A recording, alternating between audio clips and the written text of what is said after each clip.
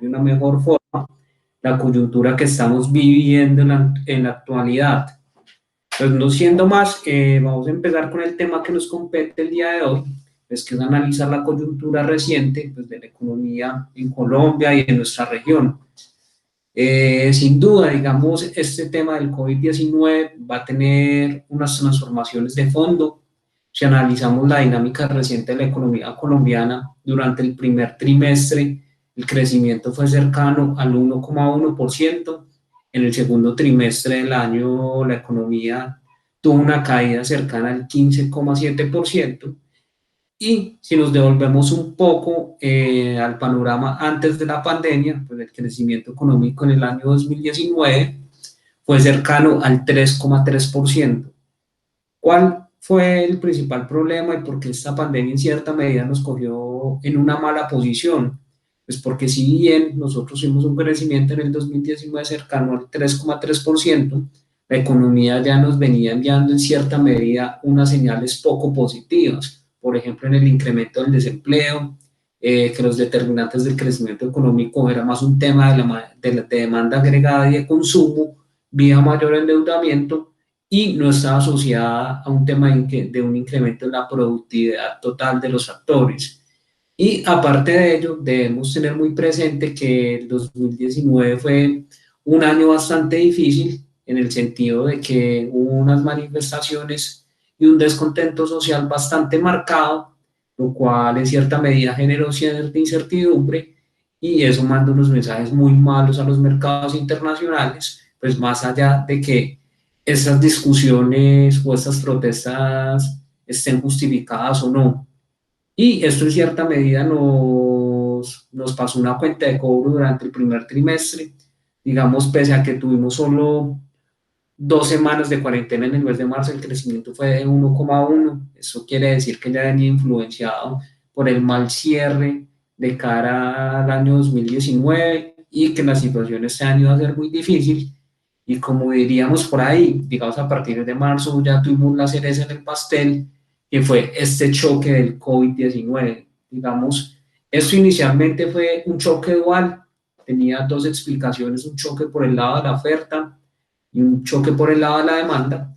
Un choque por el lado de la oferta en el sentido de que se restringieron las principales cadenas de valor y de suministro a nivel mundial, y un choque en la demanda, dada la incertidumbre y que en gran medida las personas dejaron de consumir los bienes no necesarios, dado que no tenían un alto grado de certidumbre sobre qué iba a pasar en los meses subsiguientes. Inclusive yo recuerdo cuando estábamos a mediados de marzo, nosotros hablábamos de que la cuarentena, de que íbamos a estar en cuarentena pues marzo y parte de abril, y que muy posiblemente a finales de mayo, empezando junio, íbamos a volver a la normalidad, pero desafortunadamente ya estamos a 1 de septiembre del 2020 y todavía siguen las restricciones y no hemos alcanzado todavía el pico de la pandemia, y es bastante incierto cuándo vamos a volver a la llamada normalidad.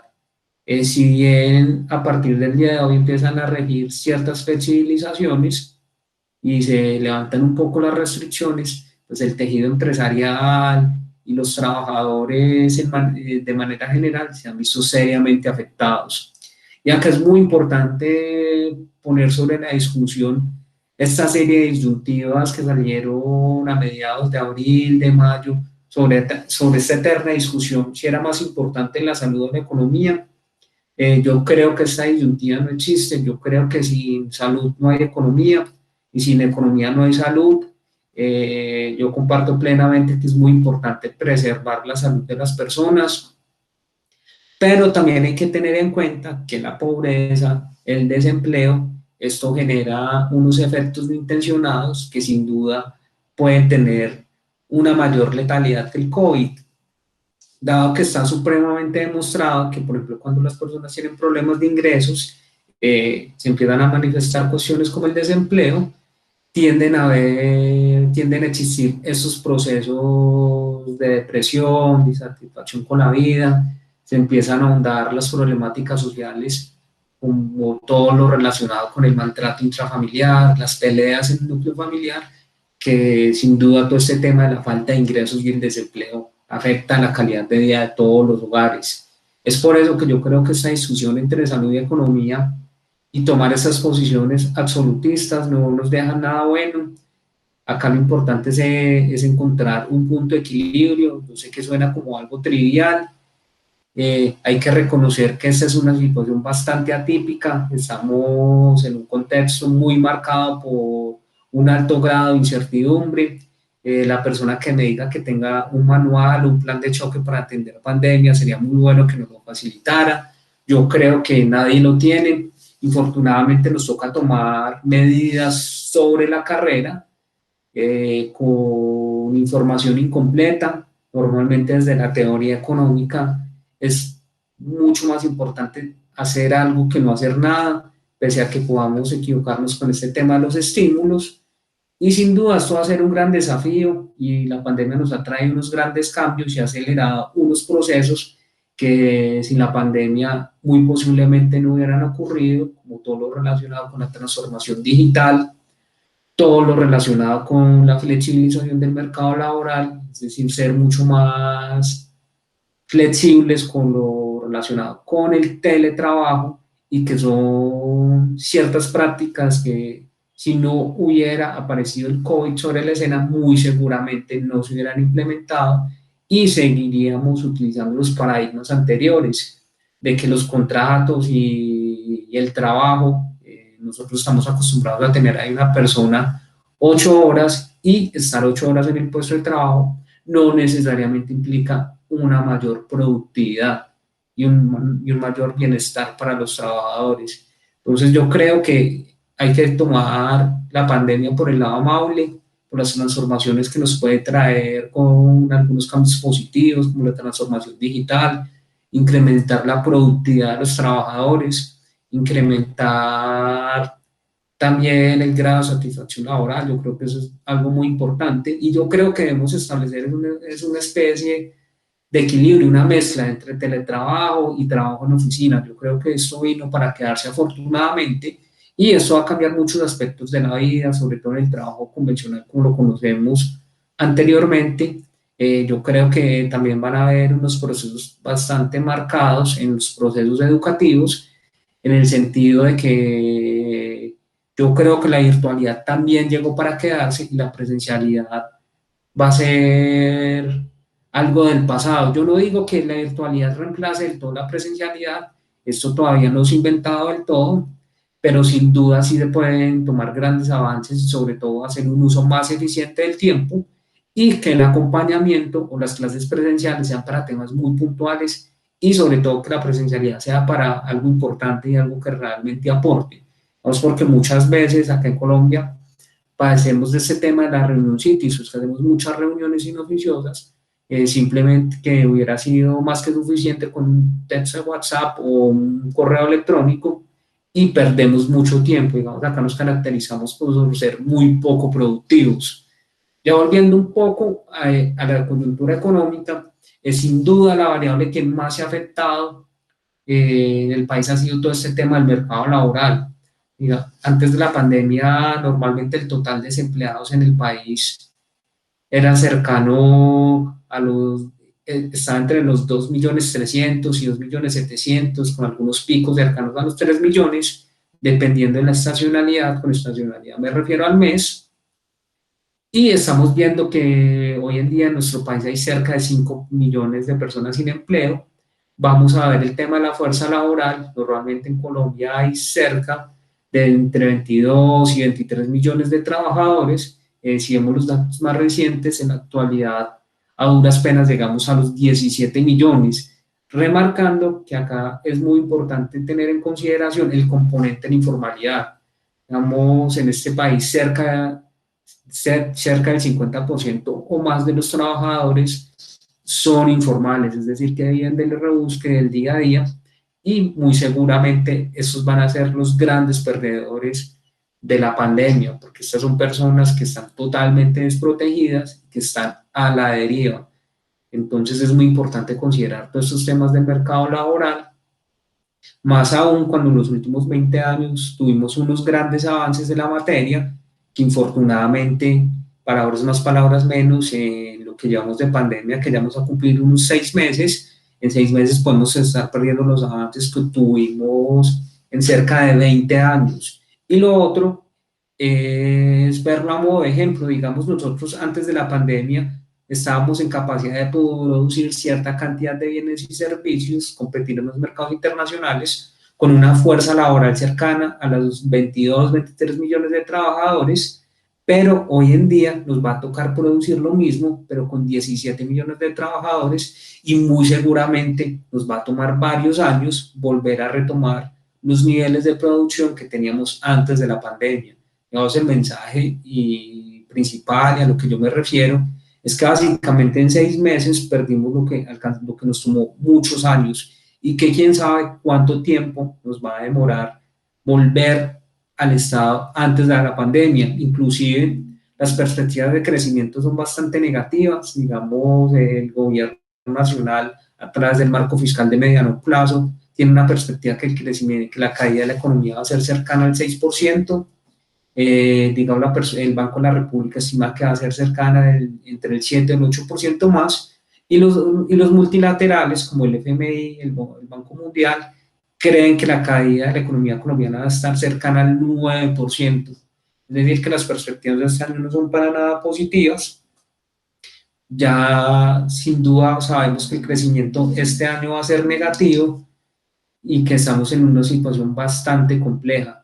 Sin embargo, para el año 2020 se espera un efecto rebote. Digamos, el gobierno lo acusan un poco de ser bastante optimista en el marco fiscal de mediano plazo. Ellos creen que el crecimiento económico va a ser superior al 5%. Es aquí donde hablamos de esas formas de crecimiento que hablan que una recuperación en W, en V, en J, en chulito de Nike. Y entonces el gobierno nacional está apuntando con una recuperación en V, que vamos a tener un efecto rebote, pero esto no lo sabemos. Este tema de los pronósticos se ha vuelto cada vez más complejo y cada vez son más imprecisos, y esto es un tema que es bastante difícil, más en estos momentos de incertidumbre que no contamos con toda la información completa. Inclusive, digamos, hemos visto una reducción bastante marcada en todo el comercio exterior del país. Para nadie es un secreto que nosotros tenemos unos problemas bastante estructurales en todo lo relacionado con la competitividad y la capacidad de integración de nuestras firmas o empresas en las cadenas globales de valor. Pues tenemos una canasta exportadora bastante dependiente de bienes primarios como café, petróleo, carbón, que infortunadamente en estos momentos tienen una baja cotización en los mercados internacionales, con la excepción del café. Y yo no digo que exportar café y petróleo sea malo, sino que eso se nos vuelve una especie de casino, de que tenemos unas cotizaciones muy altas, unas cotizaciones muy bajas, y hay una alta volatilidad. La volatilidad no es buena porque genera incertidumbre, y nuestros ingresos se vuelven casi que una montaña rusa. Unos años tenemos unos ingresos muy altos, otros años unos ingresos muy bajos, y nosotros no hemos sido juiciosos como algunos países similares a nosotros, como el caso de Perú, como el caso de Chile, en los cuales se han implementado unas políticas contracíclicas. Una política contracíclica básicamente consiste que cuando tenemos una bonanza o un auge minero energético, como el que tuvo Colombia entre el año 2002 y 2014, lo que se recomienda es ahorrar esa bonanza para que esto no genere una externalidad que se llama la enfermedad holandesa. Es decir, que esos flujos de recursos reemplazan la industria y nos dedicamos simplemente a la exportación de bienes primarios, y no le ponemos cuidado a la industria, a los sectores con valor agregado. Y lo que hacen en Chile y Perú, remarcando un poco que a veces nos comparan mucho de por qué allá la inversión en cuanto a la atención a la pandemia son cifras mucho más interesantes que las que estamos manejando acá en Colombia, es porque ellos tienen un marco fiscal mucho más, con más espacio, mayor grado de maniobra, porque cuando en Chile tuvieron una bonanza del cobre, en Perú también exportan el tema del cobre y también bienes primarios. Ellos sí tuvieron la precaución de utilizar una política contracíclica, es decir, ahorrar estos superávits para utilizarlos en los momentos de vacas flacas, cosa que nosotros no hemos hecho nunca en la historia, y vamos de bonanza en bonanza. Pues tuvimos una bonanza cafetera, tuvimos una bonanza de carbón, de petróleo, y desafortunadamente nunca tomamos las decisiones correctas. Y en relación con los esfuerzos fiscales, digamos, el gobierno nacional está haciendo un gran esfuerzo, y sin duda que hay que partir del principio de que los recursos son escasos, de que todos los esfuerzos que estamos haciendo hoy en día para atender la pandemia, esta plata no es infinita, esto es una cuenta de cobro para el futuro, que sin duda vamos a tener que pagar vía mayores impuestos, digamos, eso sería algo ingenuo o algo necio creer que todos estos esfuerzos no van a tener ningún grado de incidencia en el mediano y en el largo plazo, y sin duda debemos estar preparados para pagar muchos impuestos en los últimos años y pagar esta cuenta de cobro que es la atención de la pandemia.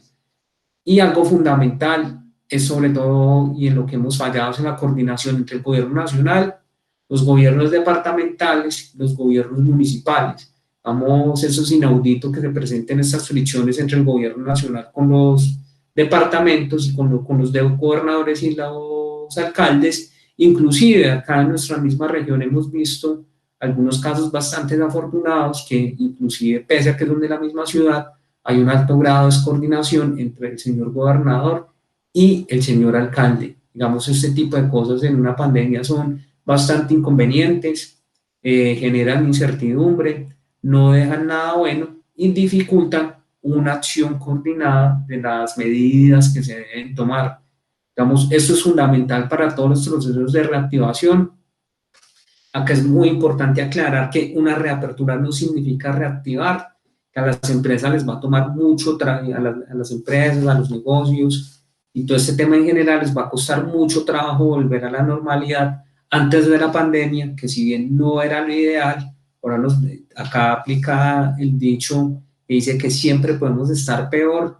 Digamos, las empresas adolecen de las problemáticas que tienen un flujo de caja limitado, necesitan financiación y aparte de ello, el consumo y la capacidad de compra de los hogares y de las personas en general en Colombia no pasa el mejor momento, sobre todo pues cuando estamos hablando de que la tasa de desempleo en el mes de julio ronda el 20,5%, es una cifra bastante elevada. Digamos que yo creo que no, pues, desde que tenemos una medición del mercado laboral, pues comparables del año 2001, no habíamos visto una cifra de desempleo tan alta. Es decir, estos procesos de reactivación van a ser bastante complejos, estos procesos de reactivación van a implicar un alto grado de colaboración, un alto grado de empoderamiento por parte de la población y van a necesitar sin duda todos estos procesos de acción colectiva. Es decir, debemos apelar a la disciplina social, a que todos cumplamos con los protocolos de bioseguridad, de usar el tapabocas, de evitar todo este tema de la vida social y, como dirían por ahí, yo te cuido, tú me cuidas, digamos, este tema de las cuarentenas, por más tiempo esto es insostenible en términos económicos, esto ya está teniendo algunos efectos incluso sobre la salud mental de las personas, digamos, los seres humanos somos seres sociales por naturaleza, necesitamos la interacción con los demás y no hacer, y lo cual vuelve bastante inconveniente seguir con esos productos de la cuarentena, la gente no aguanta más tiempo encerrada en la casa, la gente necesita interacción, pero hasta que no tengamos una cura o que podamos salir sin tener el riesgo de enfermarnos, nos va a tocar apelar al sentido común y a esos procesos de acción colectiva, sobre todo apelar al buen comportamiento de las personas. Yo sé que es bastante difícil, normalmente acá en Colombia nos hemos caracterizado por ser un poco indisciplinados y por no respetar las normas, por no respetar todo ese tema relacionado con las instituciones vistas no como un edificio o algo tangible, sino como unas reglas de juego. Digamos, acá somos antiestablecimientos, somos muy dados a nuestro parecer y no confiamos en las instituciones. Viéndolo un poco, ya desde el contexto internacional, para nadie es un secreto que todas las economías están relacionadas y más un país en vía de desarrollo como Colombia, nosotros dependemos altamente de lo que sucede en Estados Unidos, en China y en la Unión Europea, y el contexto internacional no es para nada favorable. Digamos, en la actualidad estamos viendo unos procesos de absolutismo, unos casos ridículos en el manejo de la pandemia, como lo que sucedió en Brasil, en Estados Unidos, estas incertidumbres o estas preguntas que nos genera la falta de transparencia por parte del régimen chino, lo que pasó con el manejo de la pandemia, incluso está en tela de juicio el rol de la Organización Mundial de la Salud, en el sentido de que se fue bastante flexible con China y no se alertó a tiempo al resto de países sobre lo que podía suceder con esa pandemia, y los estragos han sido un tema gigantesco, inclusive no lo hemos podido cuantificar. Tanto la Unión Europea como Estados Unidos presentó crecimientos negativos y la economía china presentó un proceso muy marcado de desaceleración. Entonces la política internacional, el contexto internacional, perdón, no es para nada sencillo en la actualidad. Tenemos unas fricciones con las guerras comerciales y toda esta guerra arancelaria que hay entre Estados Unidos y China. Tenemos un proceso electoral en estos momentos en Estados Unidos. Para nadie ha sido un secreto de que la política internacional de Trump ha sido un fracaso por completo, que uno de los pocos aliados que tiene la región aún es Colombia, y más por temas ideológicos que por temas de que realmente nos beneficie. Y en China se están viendo unos procesos de transformación bastante marcados. Ellos están haciendo una apuesta porque el crecimiento económico de ellos depende por su demanda agregada, es decir, por su consumo interno, y van a cambiar un poco el paradigma de ser como la fuente o la fábrica del mundo. Y eso va a cambiar un poco, porque normalmente las cadenas globales de valor o en la cadena de suministro, lo que normalmente prima es el precio y la competitividad. Yo creo que esto va a cambiar. Las empresas le van a empezar a dar un mayor grado de importancia a la certidumbre y a la confiabilidad, de que yo prefiero tener un proveedor cercano, y ya empieza a haber muchas dudas sobre este tema con China, de que son poco transparentes, de que no son serios en la forma como compiten, de que las empresas chinas tienen subsidios por parte del gobierno y no hay una competencia en las mismas condiciones. Eso es lo que nos remarca el contexto internacional hoy en día. Y aparte de ello, en la actualidad estamos viendo unos grandes paquetes de estímulo, todo lo que llaman de relajamiento cuantitativo por parte de la Reserva Federal. Son palabras más, palabras menos, es inundar el mundo de dólares. Pero si vemos un poco el comportamiento del mercado accionario a nivel internacional, vemos que las acciones con mejores rendimientos son las que se dedican al sector tecnológico, al sector financiero. Vemos que esos paquetes de estímulo desafortunadamente no han servido para incentivar el sector real.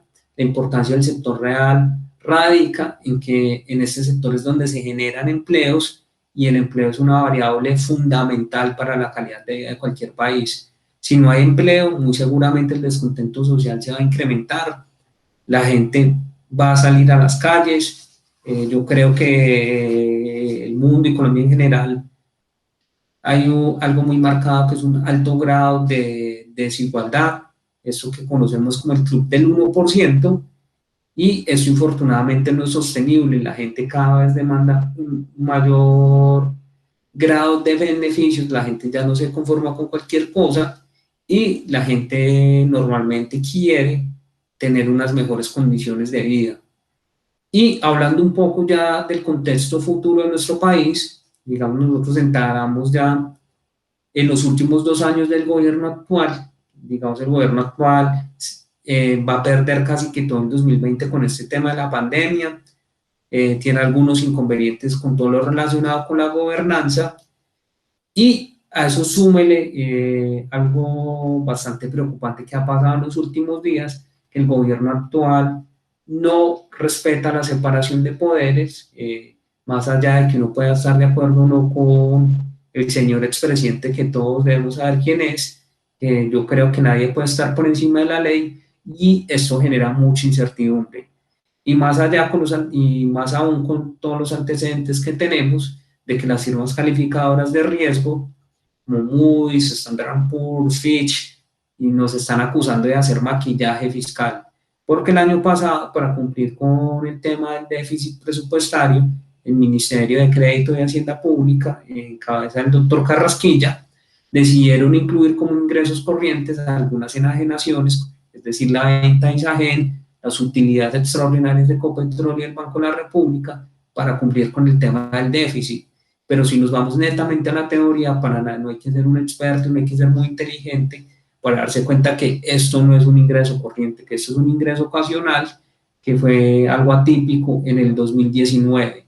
Este tipo de maquillaje fiscal, eso es muy malo, eso nos baja la credibilidad como país y sin duda ya nos pone en tela de juicio nuestro grado de inversión. Es algo muy complicado, vamos a tener que lidiar con todo este tema y ya entramos el próximo año, en el 2021, en un año electoral. Digamos que hay que tener mucho cuidado con los temas relacionados con el populismo. Muchas veces el remedio puede ser mucho peor que la enfermedad. Yo creo que hay muchos candidatos que van a usar del discurso simple en la política, que es uno decirle a los electores o a la gente lo que quiere escuchar, de acuerdo con la Constitución. Nosotros votamos esos planes de gobierno y no por un político X o Y. Sin embargo, en la teoría acá aplicamos todo lo contrario. Acá rara vez revisamos los planes de gobierno, sino que votamos es por una cara o un personaje visible. Y muy seguramente una de las propuestas que se van a utilizar como cambio electoral es todo lo relacionado con no subir los impuestos, con establecer procesos de renta básica universal, con establecer temas de educación y salud universal, utilizando el presupuesto del Estado. Eso sería muy bueno, muy lindo, lo que quieran, pero infortunadamente en la práctica esto es inviable, esto no se puede.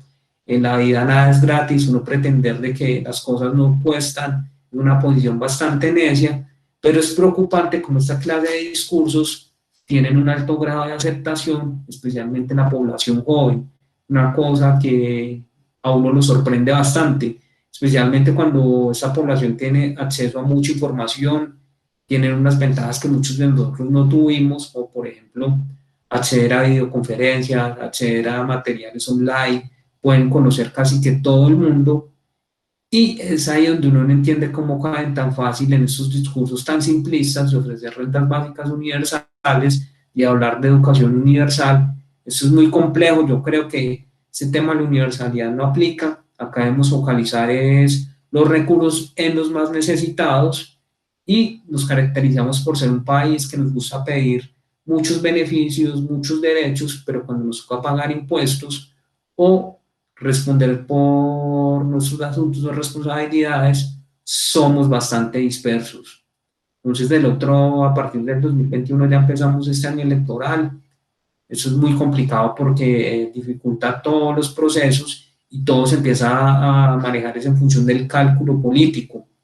Y sin duda, la gran pérdida de este gobierno, esperemos que recapacite, pese a que es un poco impopular, es la necesidad de hacer reformas estructurales. Digamos, sin duda, los datos de desempleo e informalidad nos están mostrando una dura realidad de que desafortunadamente debemos hacer una reforma laboral, flexibilizar el mercado laboral, ver qué hacemos con el tema del salario mínimo. Acá estamos hablando de que las empresas no están en capacidad de generar empleo formal, que eso se vuelve una barrera para la generación de empleo. Y acá es acá es importante tener en cuenta cómo es la conformación del tejido empresarial del país. Acá estamos hablando de que cerca del 98% de las empresas son pequeñas y medianas, cerca del 1,5% son empresas muy grandes, que son las que están en capacidad de generar empleo de calidad informal, pero vemos que adolecemos de unas problemáticas, por llamarlo de alguna forma, de enanismo empresarial. Digamos, uno puede hablar con una empresa grande, esa capacidad de asumir toda la carga prestacional, pero cuando hablamos ya de una pyme, la situación es bastante diferente. Eso es un tema muy preocupante, sobre todo cuando se empieza a estigmatizar a los empresarios, porque todo el mundo asume que el empresario es aquella persona rica, con mucho dinero, pero la realidad es muy diferente. Acá los empresarios grandes son muy pocos y más bien tenemos muchas pymes que no están en capacidad de generar esta clase de empleos de calidad. Y otra reforma estructural que debemos abordar es sin duda en el tema pensional. El régimen de prima media se ha convertido, como lo dicen muchos colegas míos, en una especie de Robin Hood a la inversa, pues que le quitamos a los pobres para darle a los ricos vía subsidios. Es decir, acá tenemos un problema que estamos subsidiando unas pensiones demasiado elevadas, y el censo del año 2018 nos trajo unas noticias poco favorables, en el sentido de que el envejecimiento poblacional va mucho más acelerado de lo que nosotros no lo esperábamos, y normalmente para que un sistema pensional funcione debe tener una forma de pirámide, que haya muy poquita gente arriba y muchos abajo. Lo que nos está sucediendo a nosotros hoy en día es que ya vamos a tener mucha gente arriba y muy poca gente y muy pocas personas abajo, pues porque tenemos menos jóvenes, y a eso le debemos sumar el tema de la informalidad. Son muy tenemos muchas personas que no hacen sus aportes a salud y pensión y no están cubiertos con la seguridad social, y sin duda eso nos va a pasar una cuenta de cobro. Y algo que hay que hacer es también una reforma pensional. Yo creo que eso es bastante excluyente y bastante negativo, uno obligar a que las mujeres se pensionen a los 57 años. Ya existen demasiados sesgos en el mercado general, en el mercado laboral, que excluyen a las mujeres. Por ejemplo, las mujeres se ganan menos que los hombres, y supuestamente una ayuda para las mujeres es que se pensionen antes que los hombres. Yo creo que eso es algo supremamente excluyente, que una mujer que tenga 57 años todavía le queda mucha vida por delante y está más que en plenitud. Me parece bastante desafortunado algo que hemos tomado en este país, de estigmatizar a las personas que están entre los 50 y los 70 años. Yo creo que estas personas todavía tienen mucho para aportar, son demasiado vitales y bastante valiosas para nuestra sociedad, y me parece que estas edades de pensión se deben subir, sobre todo porque yo creo que eso es bastante discriminatorio, y debemos tener en consideración que la expectativa de vida ha subido bastante. Digamos, hoy en día una persona puede llegar fácilmente hasta los 80 o 90 años, esto ya no es nada raro, y más aún si lo ponemos un poco en el contexto, que las mujeres las obligamos a pensionarse cuando cumplan los 57 años y los hombres a los 62. Entonces yo creo que eso es algo que hemos replantear la edad de la pensión. Y un poco el tema final que vamos a abordar en esta charla es lo que nos va a generar esta pandemia. Sin duda, lo remarco nuevamente, vamos a perder los avances que logramos en los últimos 20 años, las brechas sociales se van a incrementar, es decir, los ricos cada vez más ricos, los pobres cada vez más pobres. Todas esas personas que tuvieron unos procesos de transformación, que pasaron de la pobreza a la clase media, muy seguramente se van a devolver hacia la pobreza. Acá es donde empezamos a ver estos procesos tan marcados del descontento social, que la gente ya tiene cierto grado de calidad de vida y no quiere volver a lo que era antes, y ahí es donde vemos qué va a hacer el gobierno, cuál va a ser la propuesta para salir de la crisis, y cómo nos convertimos en un país menos desigual, con oportunidades para todos, porque yo creo que este tema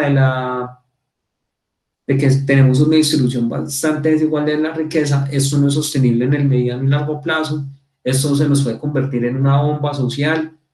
Podemos ver unos procesos bastante complejos como los de octubre y noviembre del año pasado, y sin duda los temas regionales van a empeorar. Digamos, acá tenemos unos grandes centros poblados como Bogotá, Medellín y Cali, y algunas aproximaciones muy buenas como Barranquilla y Bucaramanga, que pueden salir un poco mejor librados de esta crisis, pero a nivel regional esto va a ser mucho peor para nosotros. Si lo ponemos un poco en el contexto del eje cafetero, nosotros tenemos algunas ventajas, como que tenemos unos altos flujos de divisas, pero la mala noticia es que las divisas que nos llegan a nuestra región normalmente provienen en gran medida de Estados Unidos y de España, que en estos momentos no atraviesan el mejor momento, están presentando unos incrementos en la tasa de desempleo, y normalmente cuando hay despidos masivos empiezan con los inmigrantes, es decir, con los latinos, con los africanos y con los asiáticos, y muy seguramente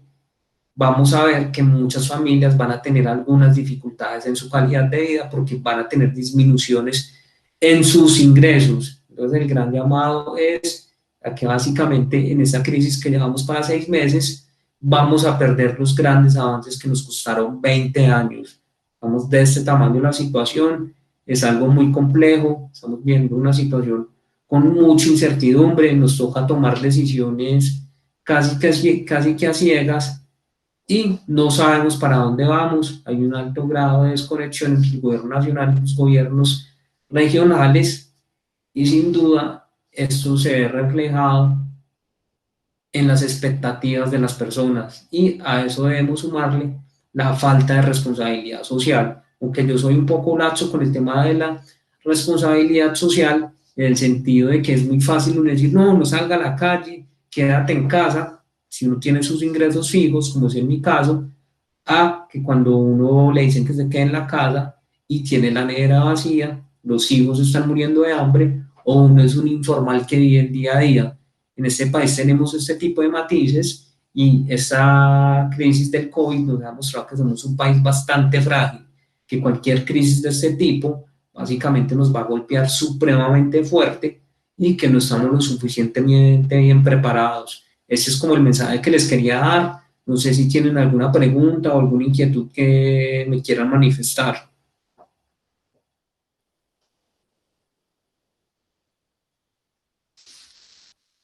Listo, ¿no? ¿Tienen alguna pregunta o alguna inquietud?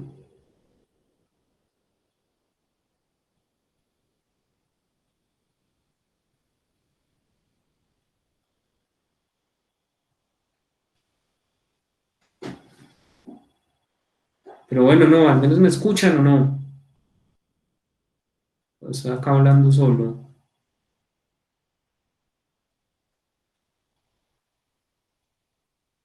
Profesor, bueno, yo ahí le escucho, yo le escucho. Listo, si no, digamos, estos son los contenidos que tenía para el día de hoy. No sé si tengan alguna inquietud, alguna pregunta pues, sobre un tema nacional, sobre un tema regional. Con el mayor de los gustos, de la medida de lo posible, yo se las puedo responder. O si tengan algún comentario u opinión.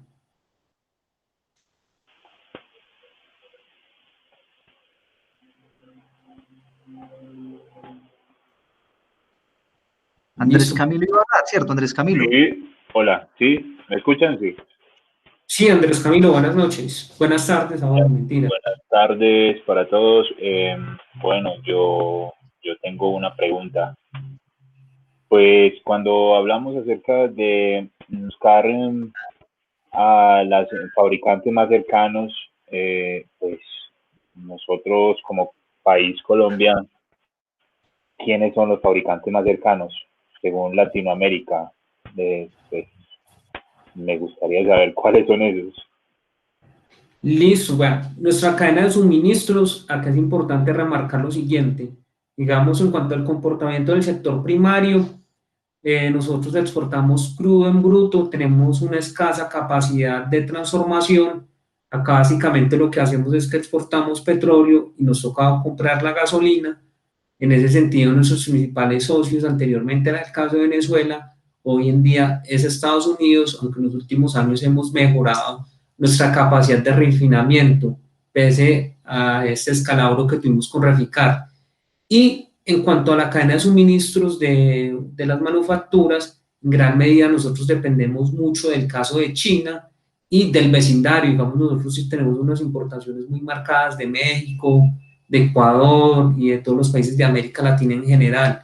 Digamos, esos son nuestros principales fuentes de suministros. ¿Qué es lo que está pasando con la China? Como se los remarqué anteriormente, ya empieza a haber una pérdida de confianza de que uno no sabe qué tan confiables son ellos, qué tan honestos son, y sobre todo que este tema de la pandemia, eso nos va a tener unos recuerdos por muchos años y ya se está creando cierto grado de recelo con ese comportamiento de los chinos, porque sin duda ellos no fueron del todo honestos con el tema del manejo de la pandemia. Y a nivel, esta es la respuesta a nivel de Colombia. Y lo que se va a ver con las grandes potencias industriales es que ellos también van a empezar a analizar todos estos temas de la deslocalización geográfica, qué tan conveniente es esto.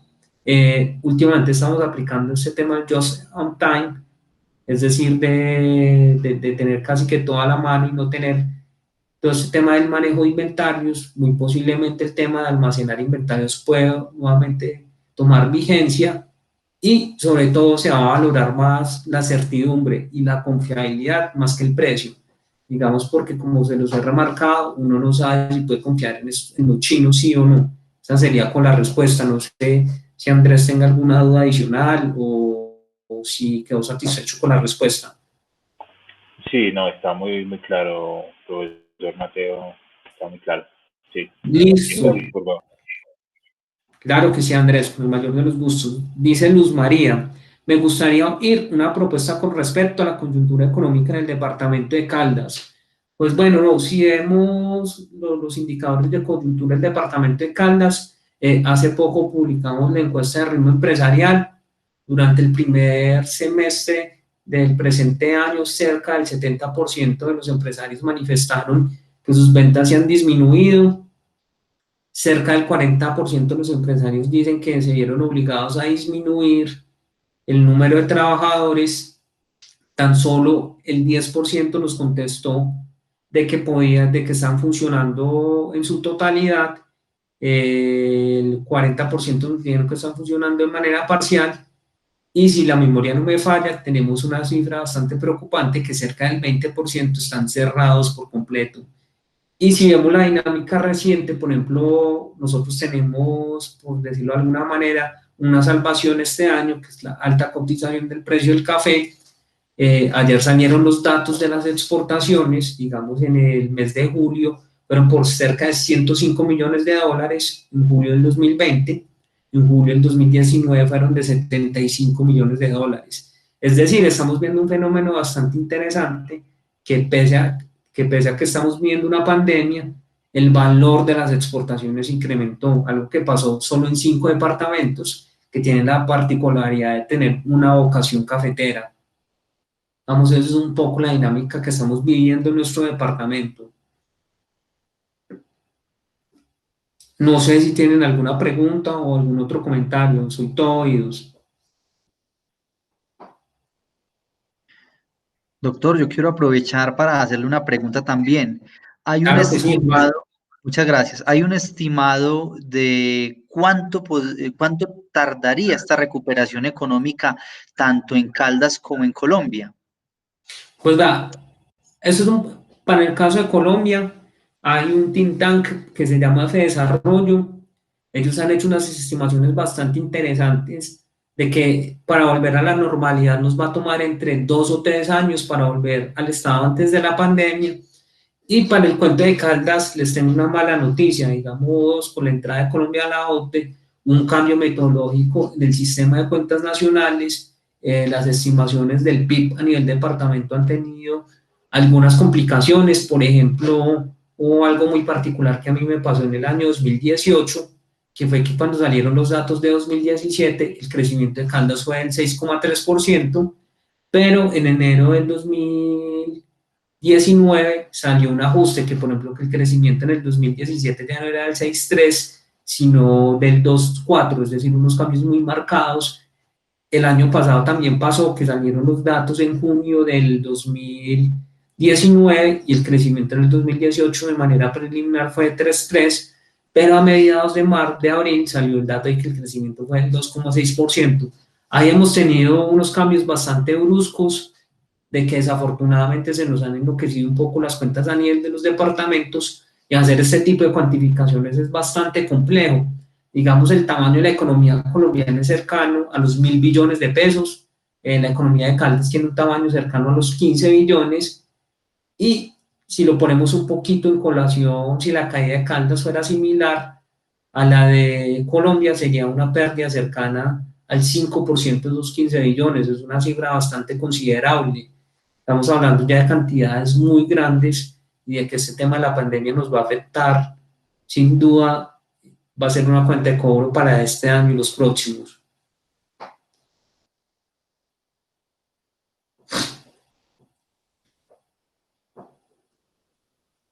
Listo, no sé si alguien más tenga alguna pregunta o alguna inquietud. Son todo oídos, me cuentan.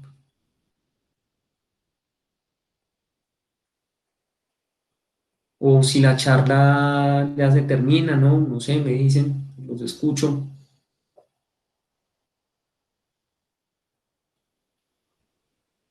Bueno, doctor Mateo, a usted muchas gracias, igualmente a los asistentes por estar en esta conferencia virtual. Veo pues como que de momento no hay más preguntas, ¿cierto? Por lo que revisamos acá en el chat. Sí, no, en el chat no sale nada, no. Entonces, muchas gracias a Luz María y a Julián por la invitación. Siempre muy abierto a cualquier solicitud que nos hagan. Si quieren conocer más información sobre la coyuntura, económica en nuestro departamento. Los invito a seguirnos en Twitter, @estudiosccmpc, o los invito a revisar nuestra página web, ya se las voy a poner acá en el chat, que es estudios.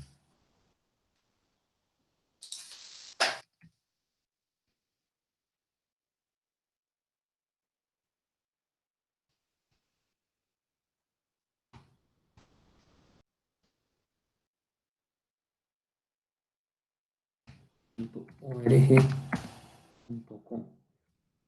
Listo. En esa página pueden conocer información sobre mercado laboral, dinámica empresarial, comercio exterior, competitividad del departamento de Caldas y Manizales. Digamos, entonces la invitación es cualquier información que tengan, la pueden encontrar en ese sitio, o ahí también están los contactos para que nos escriban y nos digan si quieren saber algo. Y pues no siendo más, les agradezco nuevamente por la invitación y feliz noche, que estén muy bien. Feliz noche, gracias.